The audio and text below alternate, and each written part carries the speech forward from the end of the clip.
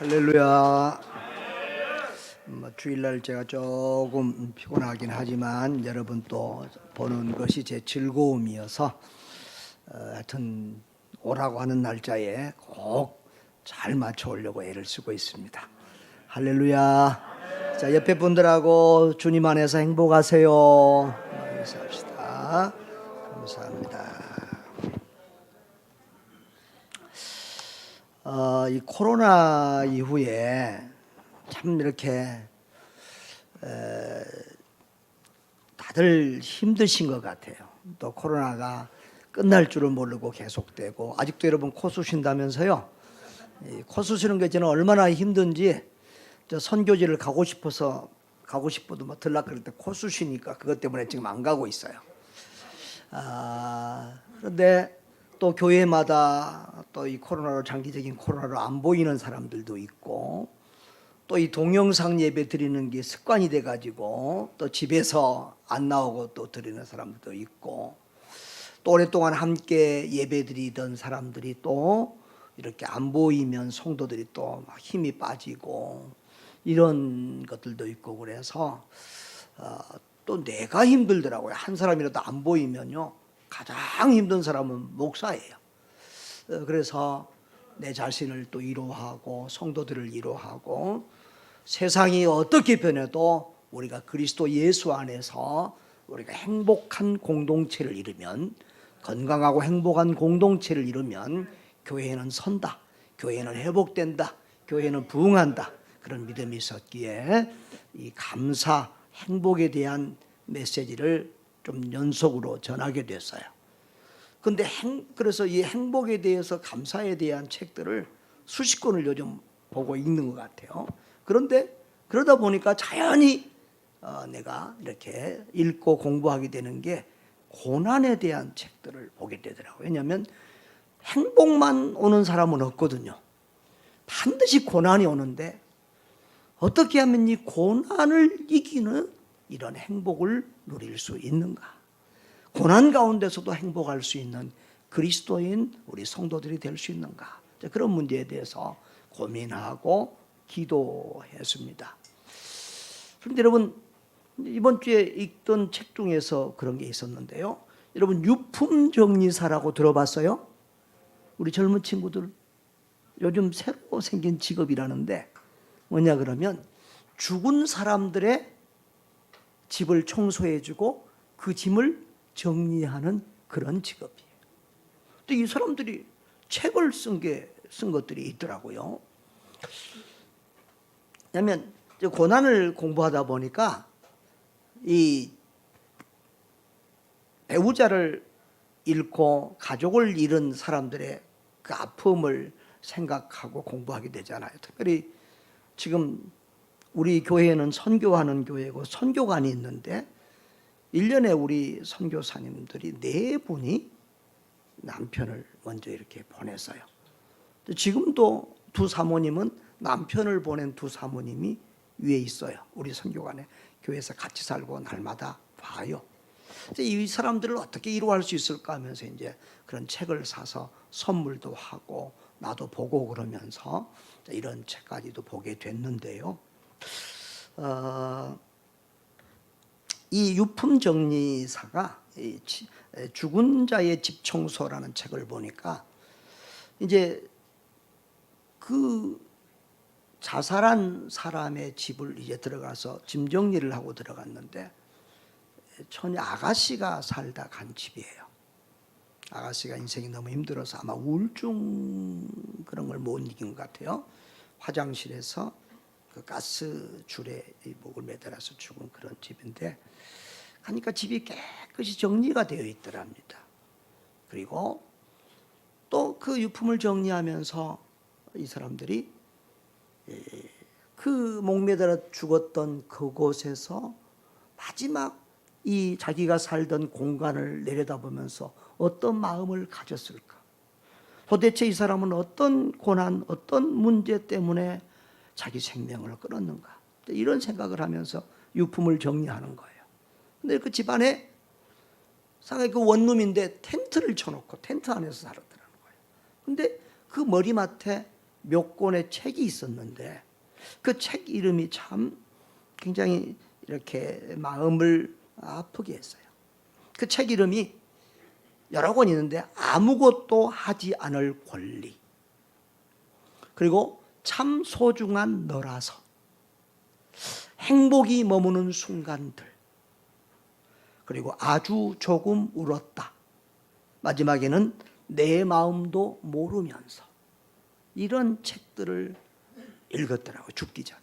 그러니까 이 자매는 정말 그 어떤 고난과 역경과 상처 속에서 자기 자신을 위로하고 치료하고 정말 행복하게 살아보려고 나름 여러 모양으로 애를 썼는데 결국은 이기지를 못했다는 거예요.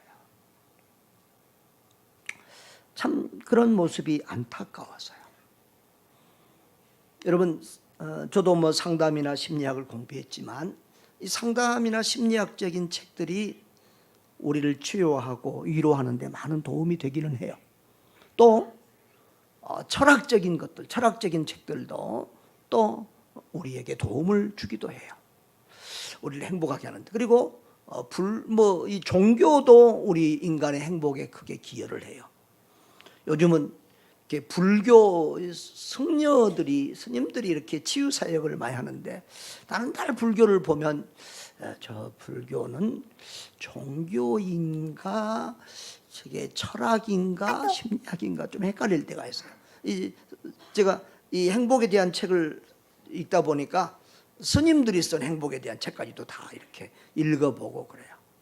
근데 이제 이 불교는 핵심이 욕심을 내려놓으라. 쉽게 말하려면 행복하려고 하는 그 마음, 그 욕심까지도 내려놔라, 모든 걸 내려라, 이런 식이잖아요.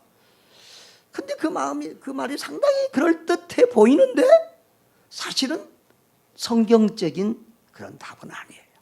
하여튼 내 자신을 포기하고 욕심을 내려놓음으로 해서 우리가 모든 것을 내려놓음으로써 이제 거기서 안정과 평안을 취하라는 그런 내용이기도 해요. 아무튼 이런 모든 것들이 인간을 위로하고 치료하는 데 도움이 되지만 그런 것들이 이 아가씨의 우리의 문제를 해결할 수 없다는 거예요.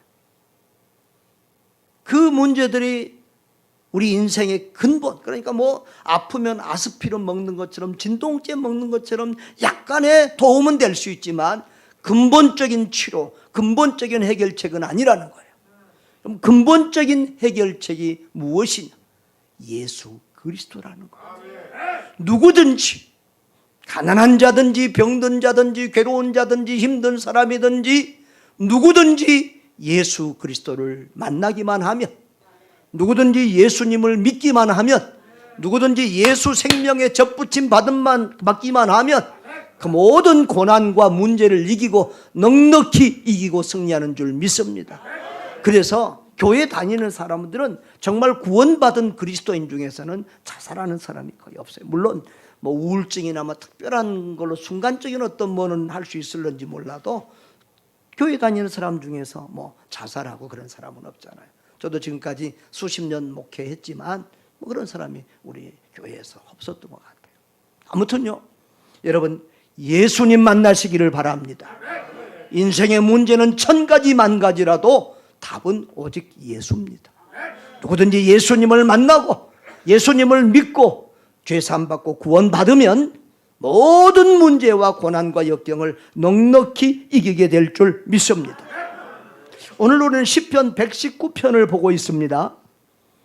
여러분, 시편 119편 특별한 점이 몇 가지가 있어요. 자, 여러분 성경을 보시면 딱 가운데 펴면 시편 119편이에요. 그리고요, 또 성경에서 가장 절수가 많은 절이 시편 119편이에요. 몇 절까지 있어요? 176절까지 있어요. 그 성경은 어디서 또 다른 데서 온 성경인가 보네요. 내가 지금 잘못됐나 그러고 지금 얼른 보고 있어요. 176절까지 있어요.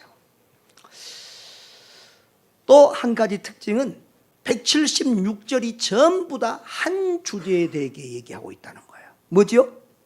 말씀. 이 하나님의 말씀을 법도, 율례, 계명, 여러 가지 다른 표현들로 쓰고 있지만 모든 한 절 한 절이 하나님의 말씀에 대한 기록이에요. 그래서 오늘 시편 119편에는 또 이 고난과 말씀과의 관계에 대한 기록들이 여러 번 반복돼서 나오고 있어요. 고난이 하나님의 말씀을 오히려 깨닫게 하고, 고난이 하나님의 말씀에 오히려 순종하게 했다. 그래서 고난이 유익이 되기도 하더라. 또 하나님의 말씀이 고난을 이기는데 큰 힘이 되었다. 내가 하나님의 말씀을 붙들지 않았으면 고난을 이기지 못하고 내가 멸망했을 텐데, 말씀 때문에 내가 고난을 이기고 승리했다. 이런 시인의 고백과 간증들이 실린 것이 바로 시편 119편입니다. 저는 이 말씀을 통해서 몇 가지, 먼저 고난에 대한 얘기를 좀 해보려고 합니다. 고난은 모든 이의 친구요, 하나님의 섭리 아래에 있는 신비입니다. 여러분, 행복하고 친구하고 싶어요? 고난하고 친구하고 싶어요? 질문이 굉장히 어렵죠. 모두 다 행복하고 친구하고 싶고 행복하고만 놀고 싶어요. 고난이는 싫어요. 곁에 오지도 마. 그렇게 하고 싶은데 이게 내 마음대로 안 돼요. 있으라는 행복이는 떠나가고 자꾸 고난이가 와서 내 옆에서 얼쩡거리고 나를 사로잡고 나를 괴롭게 하고 힘들게 하고 슬프게 하고 우울하게 하고 때로는 죽고 싶다는 생각까지도 강하게 심어주고, 이것이 우리 인생이에요. 여러분, 오늘 67절과 71절에 보면 다 고난 당한 얘기들이에요. 이 시편 기자는 누구라고 이름은 기록이 안 돼 있는데 무슨 고난인지는 몰라도 고난을 많이 당한 것 같아요. 여러분, 우리 누구에게나 다 고난이 있잖아요. 고난은 아무도 피해가지 않아요.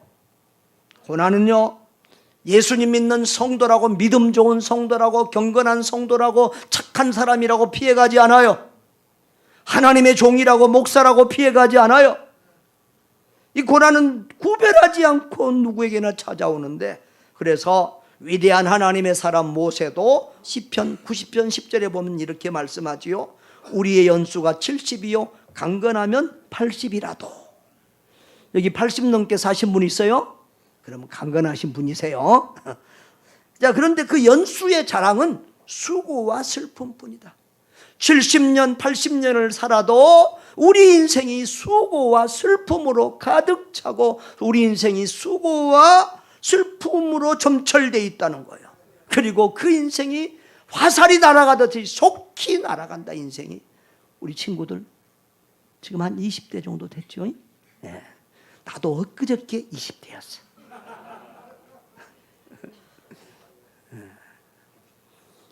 화살같이 날아가요. 여러분, 고난은요 인생의 필수 과목이에요. 선택 과목이 아니라 필수 과목이. 우리가 싫어하든 좋아하든 그 고난은 항상 우리 곁에 찾아오고 머물고 있어요. 여러분, 비빔밥 좋아하시나요? 이 고난과 축복이 우리 삶에는 비빔밥처럼 얽혀 있어요. 불신자도 고난당하고 신자도 고난당하고 믿음 좋은 사람도 고난당하고 없는 사람도 고난당하고, 참 우리는 고난을 피할 수 없어요. 그런데 고난은 참 신비로워요. 성경은, 하나님은 고난은 무엇이다 라고 딱 대답해 주지 않아요. 1 더하기 1은 2다 이런 식으로 고난은 뭐다 이렇게 딱 오면 좋겠는데, 어떨 때는 보면 고난이 죄 때문에 오는 것 같기도 하고, 어떨 때는 죄와 상관없기도 하고, 어떨 때는 이 고난 이것이 아주 우리에게 저주가 되는 것 같은데 어떨 때는 보면 고난이 축복 같기도 하고 헷갈려요. 하나님도 답을 주지 않아요.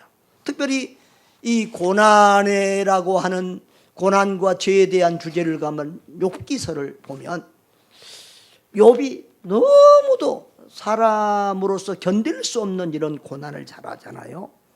하루아침에 모든 재산 다 몰락하고 하루아침에 10자녀를 다 잊어먹고 자기 몸에까지 병이 들고 그랬을 때 친구들이 찾아오잖아요. 뭐 하려고 찾아왔죠? 위로하려고 찾아왔어요. 그런데 가만히 보니까 고난을 받아도 보통 고난이 아니야. 그냥 우연히 올 수 없는 고난 같아. 응? 그러니까 친구들이 하는 말이 이것은 그냥 오는 고난이 아니고 너가 뭔가 죄를 크게 저질렀다. 그러니까 착한 척, 의로운 척, 경건한 척, 믿음 좋은 척 하지 말고 실토해라. 죄를 토설해라. 응? 회개해야 하나님 용서해 주신다. 그러면서 죄를 고백하라고 그래요. 죄 없이 망한 사람이 누가 있느냐? 그러면서 막 욥을 죄인 다루듯이 막 이제 위로하러 갔다가 오히려 공격하는 거예요. 그런데 욥은 억울한 거예요. 세상에 죄 없는 사람 어디 있냐? 내가 하나님 앞에서 나도 뭐 다 죄인이라고 뭐 말할 수 있겠지만 그러나 내가 이런 고난을 당할 만큼 내가 남보다 큰 저주와 이런 형벌을 받을 만큼 그렇게 내가 살았지 않았다. 아무리 생각해도 이 고난은 내 죄 때문에 오는 고난은 아니다. 이렇게 또 욥은 자기 의의를 주장합니다.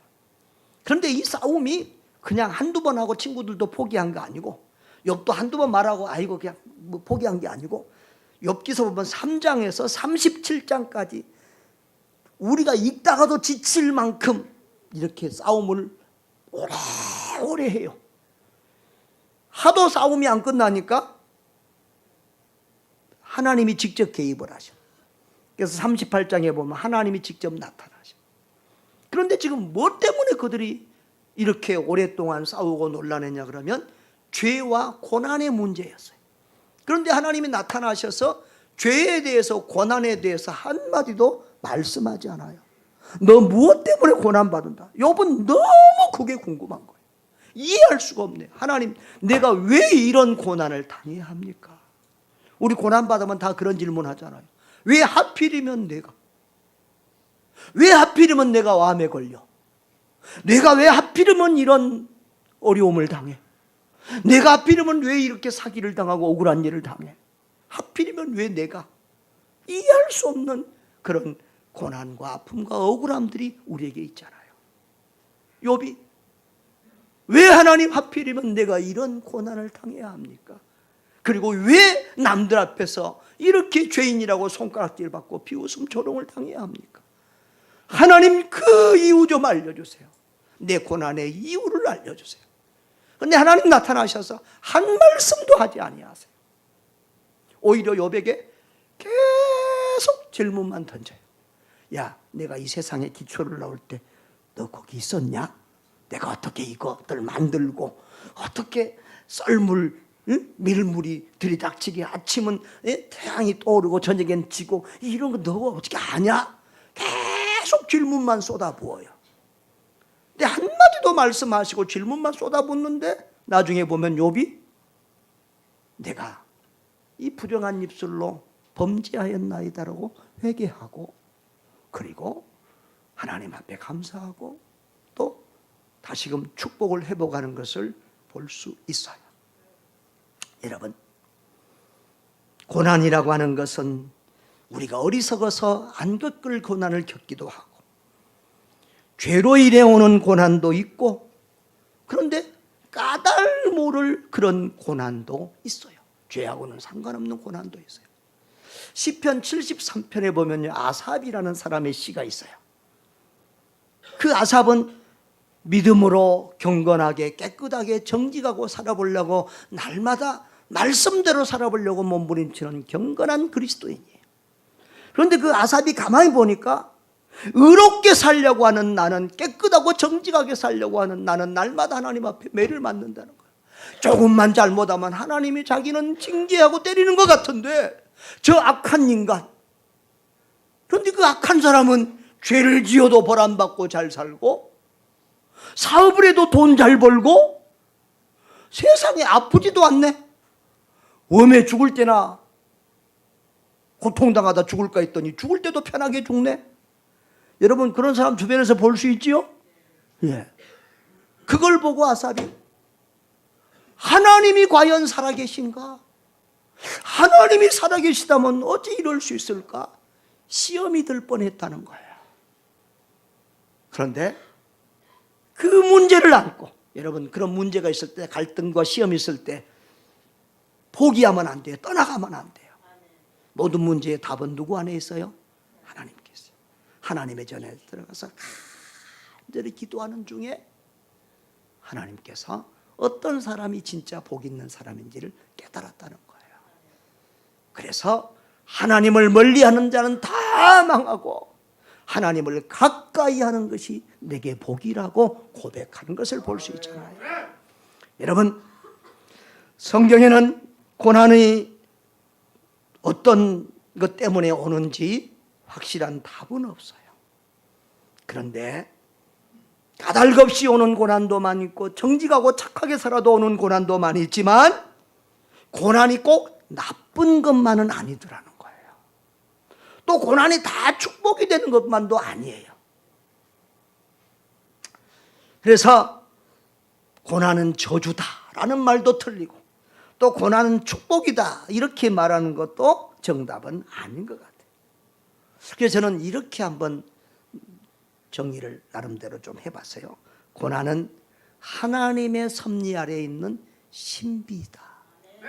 하나님의 섭리 아래에 있는 신비이다. 하나님은 이 고난과 축복이라고 하는 이런 것들을 사용해서 하나님 나라의 구원운동, 죄인을 구원하는 운동, 이 하나님의 영혼구령운동, 선교운동을 펼쳐 가신다라는 거예요. 고난은 하나님의 섭리 아래에 있는 신비인 줄 믿습니다. 자, 그런데요, 성경이 두 번째로 성경이 우리에게 강조하는 것은 고난 그 자체가 아니라 고난에 대한 우리의 해석과 우리의 자세. 성경은 이것을 더 중요하게 다루고 있다는 거예요. 오늘 67편에 고난당하기 전에는 내가 그릇 행하였더니, 또 71편에도 고난당한 것이 내게 유익이라 그랬는데, 이 성경에서 오늘 말하는 고난이란 단어들이 고난 그 자체, 고난받는 것 그 자체를 강조하고 있지 않아요. 그 대신 이 고난으로 인하여 내가 변화됐다. 고난으로 인하여 오히려 내가 말씀에 순종하는 사람이 됐다. 여기 이전에, 전에는 이라는 말과 지금은, 이제는 이라는 말이 강조되고 있는데, 전에는, 이 고난당하기 전에는 내가 믿음대로 살지 않고 말씀대로 순종 잘 안 했는데, 이 고난을 당하고 나니까 오히려 내 믿음이 자라고 하나님 말씀을 지키고 순종하는 사람이 됐다. 이렇게 고백하는 거예요. 여러분도 그런 일 있지요? 지금 그렇게 변해가고 있지요? 그렇게 성장해가고 있지요? 그렇게 변화돼가고 있지요? 아멘. 그렇게 될 수 있기를 주님의 이름으로 축원합니다. 자, 그래서 71편에도 이 71절에서도 이 시인은 고난당한 것이 내게 유익이다. 오히려 유익이 되었다. 이 고난 때문에 내가 말씀을 지키고 순종하는 사람이 되고, 이 고난으로 인하여 내가 하나님의 말씀의 그 진리를 깨닫게 되었다는 거예요. 할렐루야. 여러분, 이 시인도 역시 다른 사람들처럼 고난 자체를 좋아하지는 않았을 것입니다. 그러나 이 시인은 그 고난을 믿음으로 바라보고 긍정적으로 해석하고 있다는 거예요. 여러분, 이것이 불신자와 신자들의 다른 점이에요. 불신자들은 고난을 만나면 그 고난 때문에 괴로워하고, 그 고난에게 사로잡히고, 그 고난의 포로가 되어서 그 고난에서 헤어나오지 못하고 절망하고 낙심하고 더 어려운 길로 가고, 또 때로는 이렇게 자기 생명을 끊는 이런 일까지 하게 되어져요. 그런데 우리 그리스도인들은 이 고난을 긍정적으로 바라봐. 믿음의 눈으로 바라보고 그 고난을 믿음으로 해석하고 믿음으로 바라보면서 그 고난을 이겨간다는 거예요. 여러분, 아까 서두에서 제가 그 원룸에서 자살한 나가시 얘기를 했어요.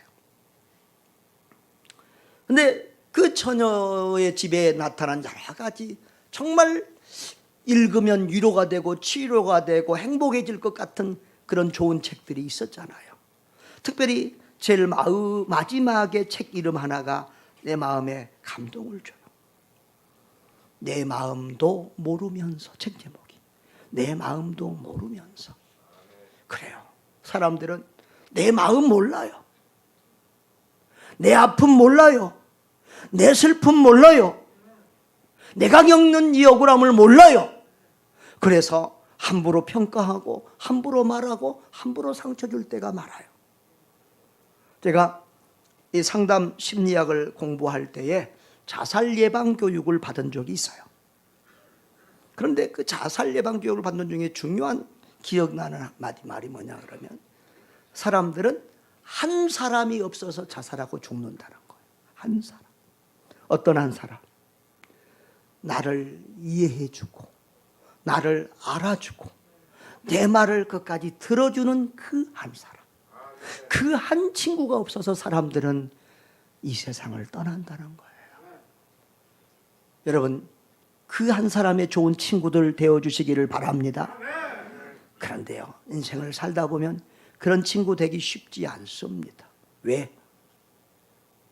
마음으로 삶으로 건강치 못한 사람들은 만나면 불평하고 원망하고 짜증내고 투덜거리고 또 했단 말 또 하고 또 하고 또 하고, 한두 번은 만나서 뭐 들어주고 이해해주고 하지만 그럼 자꾸 만나기 싫어요.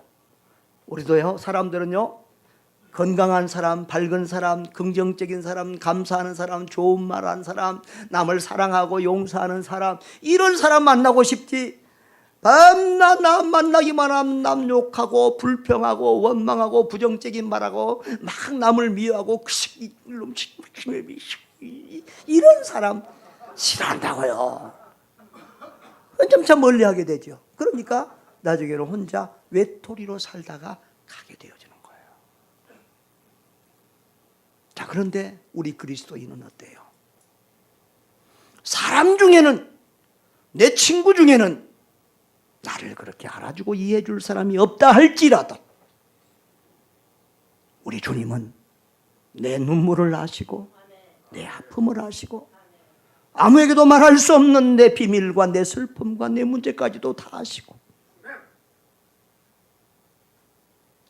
내 외로움도 내 모든 염려도 우리 주님이 다 아시고 우리의 기도를 받아주시는 줄 믿습니다.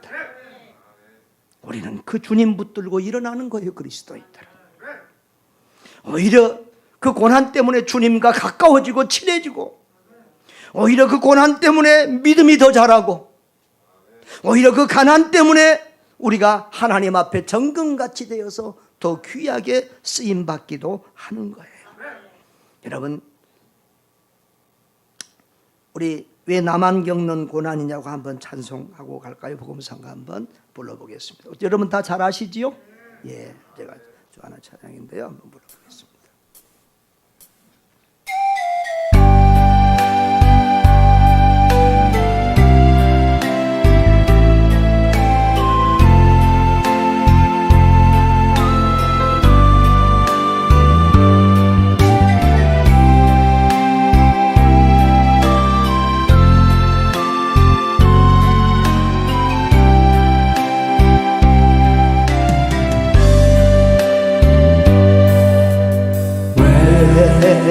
나만 겪는 고난이라고 불평하지 마세요. 고난의 뒤편에 있는 주님이 주실 축복 미리 보면서 감사하세요. 너무 견디기 힘든 지금 조금만 빨리 해주세요.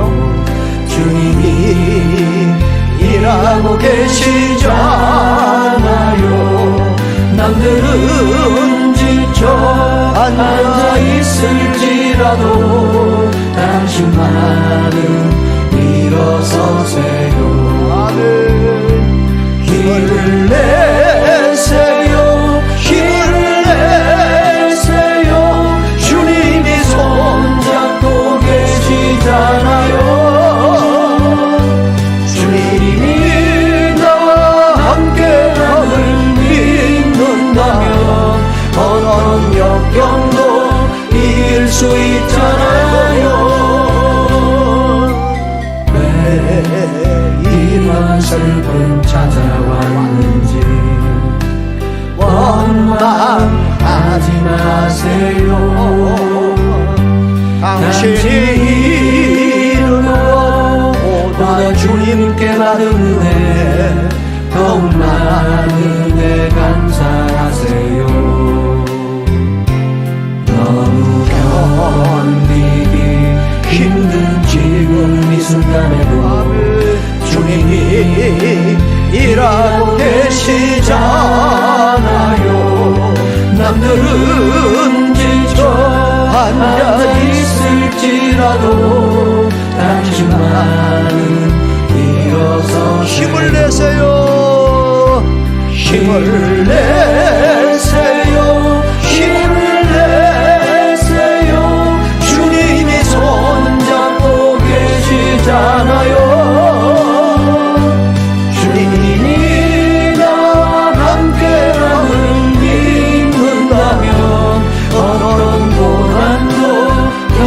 수 있잖아요. 힘을 내세요. 힘을 내세요. 주님이 손잡고 계시잖아요. 주님이 나와 함께함을 믿는다면 어떤 고난도 견딜 수 있잖아요.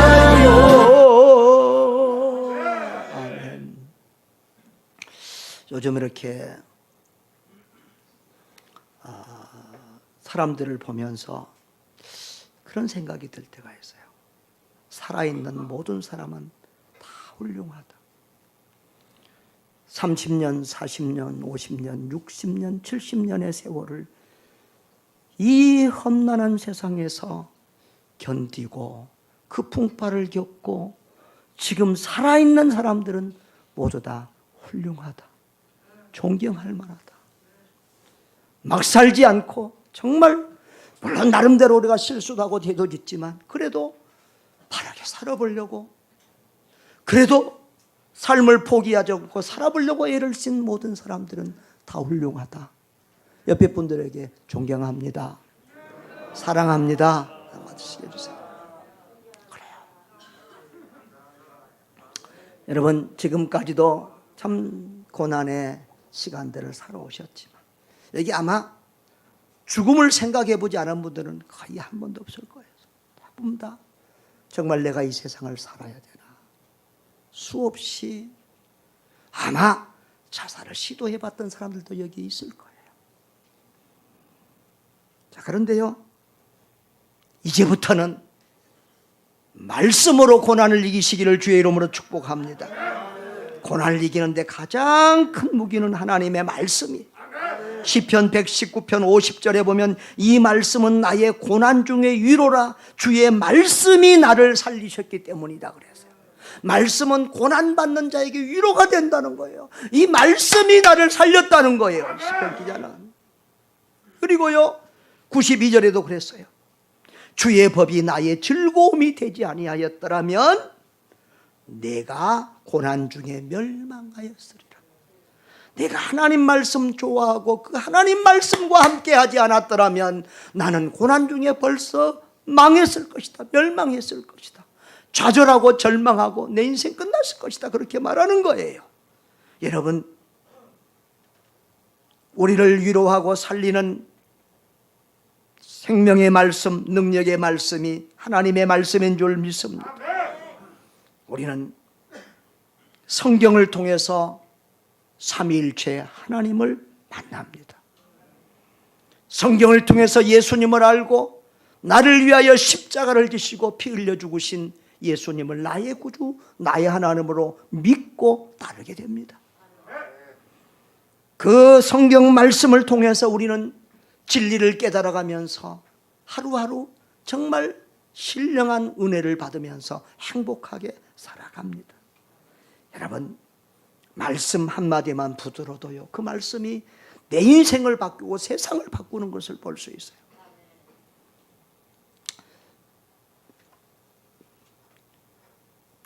내가 가만히 오늘 오면서 보니까 제가 우리 가나안 교회를 몇 년째 왔는지 헷갈려요. 근데 하여튼 상당히 장수한 강사 중에 한 분일 거라고 생각이 돼요. 그래서 우리 목사님이 나를 안 자른 것이 감사하다 이렇게 생각을 하는데, 제가 20년 전에 우즈베키스탄 선교지에서 추방당했잖아요. 근데 제일 먼저 또 추방당했어요. 잘생겨서 그랬는지 잘 모르겠어요. 그런데 이제 앞에 사람 경험이 없으니까 다시 들어갈 줄 알고 가족을 두고 나왔어요. 혼자 나왔어요. 근데 어려울 때일수록 가족이 함께 있어야 힘이 되고 위로가 되고 서로 든든한 버팀목이 되죠. 혼자 있어요. 그리고 와서 있을 곳도 없어서 이 집 저 집 떠돌이 생활을 해서 어쩔 때는 선교사가 있을 곳이 없어서 찜질방에서도 잠을 자고 그런 생활을 할 때 참 힘든 시간이 많았어요. 특별히 선교지에 우리 성도들, 교회가 컸어요. 여러 개 또 교회 사역을 했어요. 죽은 소식, 장례식 소식들이 들리고 그러면 얼마나 마음이 아픈지. 그리고 주일날만 되면 섬기던 그 교회와 강단이 그래서 내가 섬길 내 교회, 내가 말씀 전할 내 강단이 없다는 것이 얼마나 슬퍼서 울었는지 몰라요. 그런데요, 친구들도 내 사정을 형편을 모르니까 오히려 상처 주는 말도 많이 하고요. 그렇게 힘들 때였어요. 내 일생에 흘릴 눈물을 그 한 해에 다 흘렸던 것 같아요. 그런데 내가 그 고난 힘든 시간 속에서 내가 불평하고 원망하지 않기 위해서 하나님 앞에 기도하면서 붙잡은 한마디 성경 말씀이 있어요. 로마서 8장 28절이었어요. 무슨 말씀이죠? 하나님을 사랑하는 자, 곧 그 뜻대로 부르심을 입은 자들에게는 모든 것이 합력하여 선을 이루느니라. 한번 따라합시다. 모든 것이 합력하여 선을 이루느니라. 이 말씀을 붙들었어요. 그래요. 나는 내 일기를 몰라요. 선교사가 뭐 돈이 있어요? 뭐 아무것도 없어요. 갈 교회도 없어요. 사역지도 없어요. 내 자녀들이 가족들이 나와서 있을 곳, 머물 곳도 없어요. 나는 내 일을 아무것도 알지 못하지. 그러나 우리 하나님은 모든 것을 합력하여 선을 이루실 줄 믿습니다. 우리의 거할 곳을 하나님이 예비하시고 내가 일할 곳을 하나님이 예비해 주실 줄 믿습니다. 하나님, 내가 어떤 상황에서도 원망하지 않겠습니다. 불평하지 않겠습니다. 감사하겠습니다. 하나님이 하실 일을 기대하며 기다리겠습니다. 그렇게 했을 때 하나님께서 오늘 여기까지 저를 인도해 주신 줄 믿습니다. 그렇습니다. 하나님의 말씀은 우리의 위로요, 우리의 쉼이요, 우리의 삶을 지탱해 주는 능력이 되는 줄 믿습니다. 또 제가 좋아하는 말씀 중에 신명기서 8장 16절이 있어요. 이 신명기서 8장 16절은 모세의 마지막 설교 중에 한 말씀이에요. 이제 모세가 가나안 땅으로 들어갈 이스라엘 백성들을 두고 유언처럼 하는 설교예요. 나는 여기 죽어서 여기서 못 건너가지만 너희들은 요단강을 건너서 가나안 땅에 들어갈 텐데 거기 가면 너희들이 부유하고 잘 먹고 잘 살고 형통하게 될 텐데 먹고 배부르고 아름다운 집에 거주하고 그렇게 은금이 풍성하고 소유가 풍부하게 될 텐데 그때 너희 하나님을, 너희 마음이 교만해서 하나님을 잊어버리지 않도록 조심해라. 그러면서 하는 말이 내 조상들도 알지 못하던 만나를 광야에서 먹게 먹이셨나니 이는 다 너를 낮추시며 너를 시험하사 마침내 내게 복을 주려 하심이었더라. 따라합시다. 마침내 복을 주려 하심이었느니라. 하나님이 이스라엘 백성에게 광야길도 지나게 하시고 여러 가지 고난과 역경도 주신 그 의도는 다 너를 낮추고 시험해서 마침내 너에게 복을 주려 한 거야. 그렇게 말씀하고 있어요. 여러분, 죄 중에 가장 무서운 죄가 무슨 죄일까요? 성경이 말하는 가장 큰 죄는 교만죄예요. 교만죄. 사람은요, 고난이 없이 잘 되기만 하면 나도 모르게 교만해져요. 아이고 목사님, 나는 안 그럴 거예요. 아이고 해보세요. 사람은요, 고난이 없고 좋은 날만 있으면 반드시 변질되거나 교만해져요. 어쩔 수 없어요. 죄성을 가지고 나오는 거예요. 그래서 어떤 분들은 그래요. 문제가 없다고 생각하는 그 사람이 문제다. 문제가 없는 것이 문제라는 거예요. 염려가 없는 것이 문제고 고난이 없는 것이 문제고 형통한 게 문제고 성공할 때가 가장 위험할 때라는 거예요. 하나님은 반드시 낮추신 다음에 깨뜨린 다음에 우리를 사용하는 줄 믿습니다. 여러분, 고만하면 예수님 못 믿어요. 왜? 교회는요, 겸손한 사람들만 오는 거예요. 어떤 사람들이? 죄인들만 하세요. 죄인들. 여기 죄인 아닌 사람은 교회 못 와요. 다 교회는 나는 죄인입니다 라고 하는 사람들이 모이는 거예요. 교만하면요, 하나님께도 기쁨이 안 되지만 사람들에게도 이렇게 상처가 되죠. 교만한 사람들은요, 나도 모르게 많은 주변 사람들에게 상처를 줘요. 믿음이 자라지 않아요.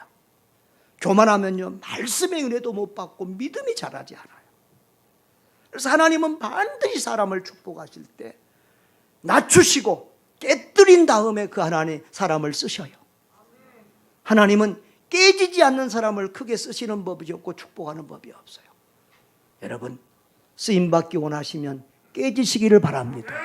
낮아지시기를 주의 이름으로 축복합니다. 여러분, 이렇게 우리는 이런 말씀을 알기에 마침내 복을 주시는 하나님, 모든 것을 합력하여 선을 이루시는 하나님을 알기에 이런 믿음을 가진, 이런 말씀을 가진 사람들은 고난에 대해서 긍정적으로 표현을 해요. 전에 우리 돌아가신 옥하는 목사님은 고난은 변장된 축복이다, 이런 말씀을 자주 하셨어요. 이 고난이라는 가면을 벗기면 그 뒤에는 실체가 드러나는데 그 뭐더라고요? 축복이라는 거예요. 우리들 교회 김양재 목사님은 보니까 고난이 보석이다라는 말을 자꾸 해요. 고난을 당하면 우리가 보석처럼 다듬어진다는 거예요. 그리고 그 보석처럼 다듬은 다음에 하나님은 그 사람을 귀하고 존귀하게 사용하신다는 거예요. 할렐루야. 여러분, 고난이 중요한 것이 아니라 그 고난을 생각하고 해석하는 우리의 생각, 우리의 믿음, 우리의 자세가 중요한 줄 믿습니다. 고난을 믿음으로 바라보고 합력하여 선을 이루실 하나님의 축복으로 바라보고 인내하며 승리하시기를 주의 이름으로 축원합니다. 마지막으로 하나님 안에서 고난은 축복으로 바뀐다. 한번 따라합시다. 하나님 안에서 고난은 축복으로 바뀐다. 오늘 71절에 보면은 고난당한 것이 내게 유익이라 그랬어요. 그런데요, 히브리어 성경을 보면은요, 여기 와서 막 히브리어 헬라어까지 단어 말한 사람은 나밖에 없지요. 아마 우리 교회에서 하던 설교를 제가 그대로 해서 그래요. 근데 오랫동안 오는 교회에다가 또 이렇게 또 뻔한 말씀만 전하고 하기는 그래서 제가 또 우리 교회에서 가르치는 대로, 여기 오면 또 조금 설교 시간이 길으니까 우리 교회보다 좀 더 자세하게 해줘요. 그러니까 할렐루야. 자, 여기 내게 유익이라 그랬다는데, 이 유익이라는 말이 히브리어로 토브라는 단어를 사용해서 토브. 여러분, 토브가 뭐냐 그러면 한마디 이렇게 아시는 게 좋겠어요. 하나님이 세상을 창조하실 때 보시기에 좋았더라라는 말이 토브라는 단어예요. 이건 조금 좋은 게 아니에요. 괜찮네? 이게 아니에요. 아주 좋은 상태예요. 아주 좋은 거예요. 자, 그런데 이 본문에 보면 토브라는 단어가 몇 군데나 계속 나와요. 65절에 여호와여 주의 말씀대로 주의 종을 선대하셨나이다. 이 선대라는 단어가 토브예요. 하나님의 말씀대로 나에게 큰 은혜와 복을 부어주셨다는 거예요. 토브를 주셨다는 거예요. 너무 좋다는 거예요. 그리고 또 68절에 보면 주는 선하사 선을 행하시오니 그랬어요. 하나님의 성품을 선하다고 표현할 때도 토브, 완벽하신 하나님, 선하신 하나님, 흠이 없으신 하나님, 토브의 하나님이라. 그리고 오늘 71절에도 고난당한 것이 내게 유익이라 그랬어요. 그런데 히브리어 성경을 보면 토브라는 단어가 첫 단어로 나와요. 히브리어 성경은 강조하는 단어를 맨 앞에다 놓는데 토브, 유익이라는 단어를 가장 먼저 뒀더라고요. 71절. 그런데요, 그 다음에 72절에도 토브라는 단어를 맨 앞에 뒀어요. 72절의 토브는 무슨, 한국말로는 뭐예요? 금은보다 좋으니이다. 좋다는 말이 토브예요. 하나님의 말씀이 천천 금은보다 더 좋다. 여러분, 금 좋아하시지요? 은 좋아하시지요? 너무 좀 동떨어졌어. 그럼 돈 좋아하시죠? 이게 더 와닿죠? 돈 좋아하시지요? 돈 많으면 여기 안 살지요? 다 우리 돈 좋아해요. 그런데 이 시인은 천만금의 돈보다 하나님 말씀이 내게는 더 좋다는 거예요. 이것은 말씀만을 의미하는 것이 아니라 이 세상의 부귀, 영화, 성공, 명예 그 모든 것보다도 하나님의 말씀이 더 좋다, 더 귀하다. 나는 이 세상의 모든 것보다 하나님의 말씀을 더 사랑한다는 그런 시인의 고백이에요. 할렐루야. 그렇게 하나님의 말씀을 사랑하는 여러분 되시기를 주의 이름으로 축복합니다. 자, 그런데요, 이 하나님의 말씀, 하나님을 믿고 구원받는 순간 고난이 축복으로 바뀐다고 그랬죠. 많은 사람들, 예수 믿는 많은 사람들이 이렇게 간증을 들어보면은 잘 될 때, 뭐 형통할 때, 돈 벌었을 때 교회 나온 사람 없어요. 모태신앙인들은 뭐 꾸준히 그대로 나오지만은 대부분 교회 처음 나온 사람들은 어떨 때 나와요? 힘들 때, 괴로울 때, 실패했을 때, 이혼당했을 때, 관계에 무슨 문제가 생겼을 때, 죽고 싶을 때, 이런 때 교회 나오지요? 아멘? 난 모르는 것처럼 하세요. 자, 그런데 교회에 와서 예수님을 만났어. 그냥 교회 다닌 게 아니라 예수님을 인격적으로 만나고 죄 사함 받고 구원받고 지금 죽어도 천국 갈 수 있다는 이 확실한 믿음이 생겼어. 그런 사람들은 그 다음에 뭐라고 관증하느냐 하면은 그때 나 망하기 진짜 잘했어. 야, 그때 나 이혼당하기 진짜 잘했어. 그때 나 암 걸리기 진짜 잘했어. 내가 건강했으면 예수님 모르고 지옥 갔을 텐데, 내가 안 망했으면 예수님 모르고 지옥 갔을 텐데, 지금도 헤매고도 죄짓고 헤매고도 할 텐데, 그때 망한 게 잘했고, 그때 고난당한 게 잘했고, 그때 병 걸린 게 잘 됐다고 다 이렇게 고백하지 않아요? 안 해요? 그렇게 간증을 안 하고 옛날이 저 좋았다, 세상에서 먹고 마시고 즐길 때가 더 좋았다는 사람들은 아직 예수님 못 만난 사람이에요. 예수님 만난 사람은 다 그렇게 말해. 예수 믿는 그 은혜가, 그 복이 너무 귀해서 모든 우리가 겪은 고난과 손해를 다 보상하고도 남는 거예요. 그래서 예수 믿는 사람은 고난이 축복이었다, 이렇게 말하는 거예요. 아멘. 또 하나님의 말씀 진리를 깨달으면요 얼마나 행복한지 몰라요. 공자는 아침에 도를 깨달으면 저녁에 죽어도 좋다 그랬어요. 하나님의 말씀이 우리 인생에 얼마나 맛있는지 몰라요. 저는 우리가 참 인생을 살다 보면 어려울 때가 있잖아요. 우리 대한민국 남자들은 그 어려운 순간 중에 하나가 군대 갔을 때, 그 군대 쫄병 때 정말 교회에 처음 나갔는데 나를 본 그 고참이 교회에 잘 나왔습니다. 형제님, 교회 다닐 때 사람 보고 다니지 말고, 뭐 보고 다니지 말고요? 사람 보고 다니지 말고 예수님만 보고 다니지. 제가 여기 와서 여러 번 이 말해 지금. 예수님만 따라합시다. 예수님만 보고 다니세요. 여러분 말합니다. 절대 사람 보고 다니는 사람은 천국까지 못 갑니다. 꼭 중도 낙오하고 하차하고 시험 들고 넘어집니다. 교회는 누가 모이는 곳이기 때문에? 죄인들이 모이는 곳이기 때문에. 또요, 마음밭이 삐딱한 사람들은요, 예수님 보고도 시험 들어요. 사람 보고 다니지 말고 누구만 보고 다녀요? 예수님만 보고 다녀서 끝까지 승리하시기를 주의 이름으로 축원합니다. 그런데 그 말이 예수님만 바라보라, 예수님만 믿으라는 말이 성경에 참 많더라고요. 근데 그 말 한마디가 오늘의 나를 있게 하고 내가 받은 복이 있다면 그 말씀 한마디 때문이에요.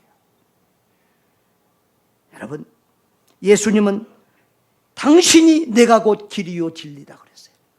그리고 진리를 알지니 진리가 너희를 자유롭게 하리라. 성경에서 안다는 말은 믿는다는 말과 동요로 쓰일 때가 많아요. 예수님을 알고 예수님을 믿고 그 예수로 말미암아 죄사함 받고 구원받은 사람은 모든 저주와 형벌과 지옥의 형벌에서 구원받은 줄 믿습니다.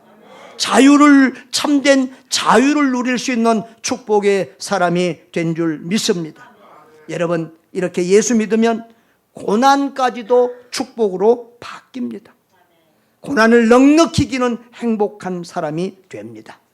최고의 축복의 사람이 됩니다. 여러분이 그런 사람들 되시기를 주의 이름으로 축원합니다.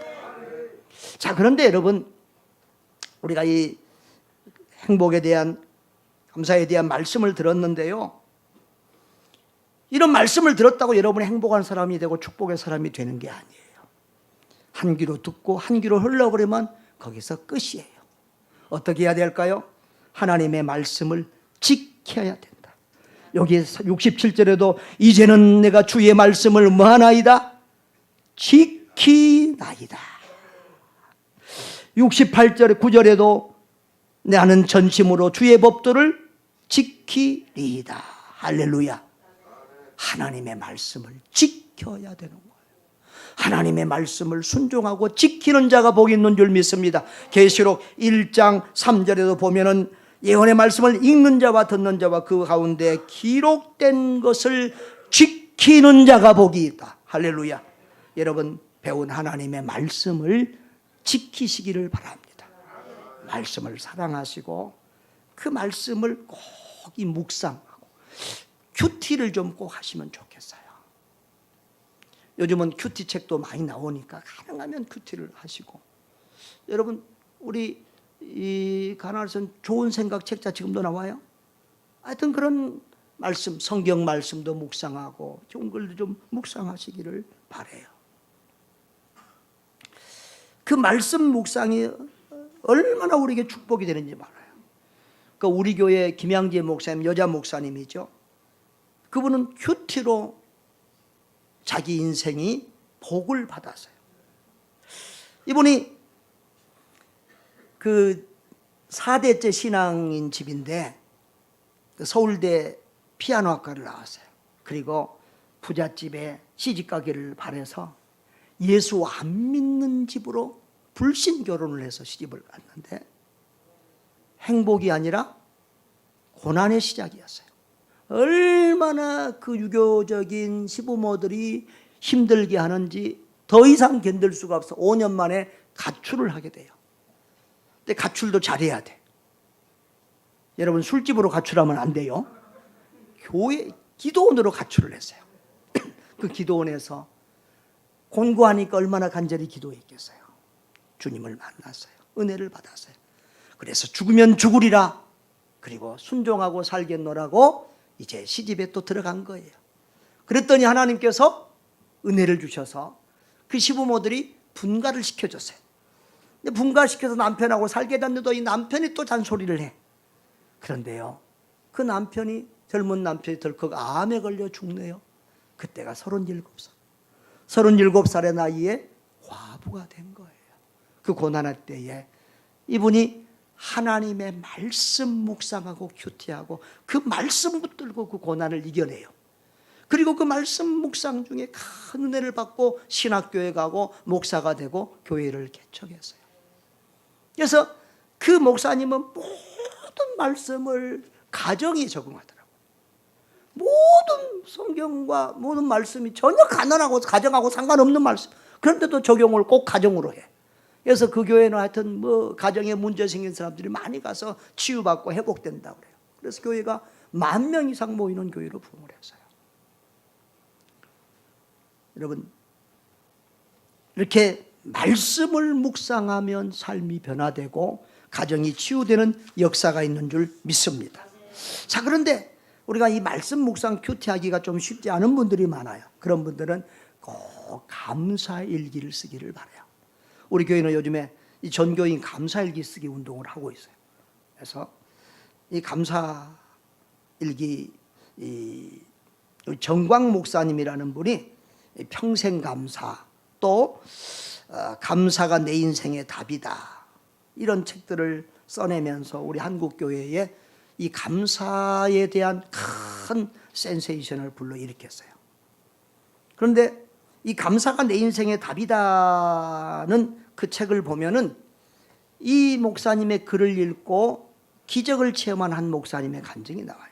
안남은 목사님이라는 분인데, 오늘 다른 때 시간 내가 잘 맞췄는데 오늘 조금 긴데 양해를 해주시면 감사하겠어요. 다 끝났습니다. 미국에서 목회하던 분인데, 그 교회에는 어떤 분들이 왔냐면 한국에서 미군 부대, 그 미군들 있잖아요. 미군들이 한국 여자하고 결혼해서 왔는데 그 한국 여자분들이 그 좀 나오는 교회예요. 그런 분들이 교회 안에 권사가 돼 있고 그러는데, 여러분, 그 한국말도 잘 모르는, 영어도 잘 모르는 그분들이 미국 가서 사는 게 얼마나 팍팍하고 힘들었겠어요. 그러니까 사람들이 막 거칠고 굉장히 이렇게 강한 사람들이 많았어요. 그런 분들이 몇 분 있는데, 특별히 왕 아줌마 권사님이 있어요. 그 권사님은 얼마나 센지 그 앞에 목사 3분을 다 쫓겨내서, 그래서 이 목사님도 그 권사님하고 등지지 않으려고 좋게 지내려고 애를 썼는데 한번 삐딱했어. 그랬더니 절대 풀어지지가 않는 거예요. 그래서 이제 교회에서 쫓겨날 그런 상황이 됐어요. 그래서 이 목사님이 금식하고 기도하면서 그 권사님에 대한 100가지 감사를 쓰기로 생각을 했어요. 여러분, 그 못된 권사님, 그 목사들을 쫓겨내는데 아주 늘 주동자가 된 그 권사님한테 뭔 100가지 칭찬할 감사가 있겠어요. 그러니까 그게 그 감사 100가지를 쓴다는 게 너무너무 힘든 일인데 금식하고 기도하면서 결국은 썼어요. 그리고 그것을 직접 만나서 전달하기가 그러니까 그 집 앞에, 미국 집 앞에 뭐 우체통 있잖아요. 거기다가 넣어놨어요. 그런데 하루 이틀 지나도 소식이 없는 거예요. 걱정하고 있는데 주일날이 됐어요. 그런데 그 권사님이 저쪽에 서면서 목사님 그러면서 앉는 거예요. 목사님 사람입니까? 나는 목사님 쫓겨내려고 이렇게 하고 있는데 목사님은 나에 대해서 100가지 감사를 쓰다니요. 그것을 읽으면서 내가 출근하는데 눈물이 앞을 가려서 사고가 날 뻔했습니다. 목사님 용서해 주세요. 목사님 사랑합니다. 그렇게 기적같이 회복이 됐어요. 그래서 이 목사님이 100가지 감사이지, 매일 100가지 감사를 하는 목사님이 됐어요. 그래서 가정에 가서도 보니까 자녀들 문제가 많아. 너무 얼음장같이 차갑고 무서운 아빠야. 그런데 그 자녀들에 대한 100가지 감사를 하면서 가정이 회복되고 이러면서 이분이 요즘은 이제 아예 미국, 한국을 돌아다니면서 감사 강사가 됐어요. 할렐루야. 여러분, 감사하는 삶에, 그런 감사의 삶을 살면 기적이 나타날 줄 믿습니다.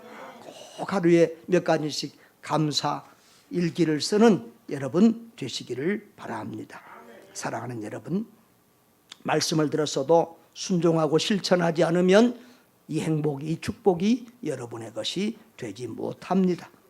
그러나 말씀대로 순종하고 실천하면 삶의 기적이 일어날 줄 믿습니다. 고난 중에서라도 모든 것을 합력하여 선을 이루실 하나님을 바라보고 믿음으로 승리하시기를 바랍니다. 여러분, 그래서 하나님을 기쁘시게 하고 주변 사람을 행복하게 하는 복덩어리가 되기를 바랍니다. 고난을 행복으로 바꾸는 축복의 사람들 되시기를 주님의 이름으로 축원합니다. 우리 다 같이 기도하겠습니다.